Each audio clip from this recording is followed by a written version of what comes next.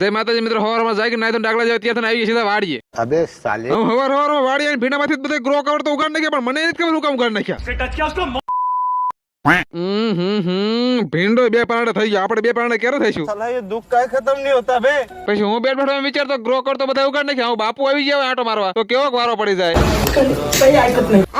એટલે આપણે ના ના હોપારો ભીંડા ખાલા બુરો ગ્રો કર ઉગાડ્યું હતું. પછી ભીંડા ખાલા બુરી બુરી થઈ ગયું, 500 લીટર પાણી પી લીધું.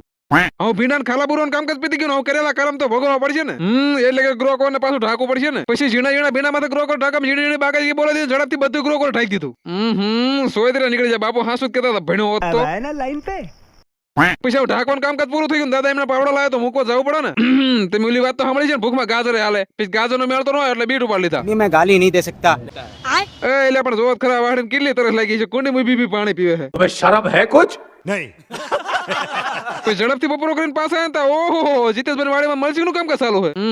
તમને ખબર થઈ છે મલ્ચિંગ વાળા કોઈ સેટિંગ નું કામકાજ ખૂટે? मजाक है क्या? बैगन હવે એક બાજુ કાકા વાડીનું કામકાજમાં કઈ ભેગું નથી થતું, આ બાજુ દેવરાજભાઈ કઈ મનમાં જ નથી.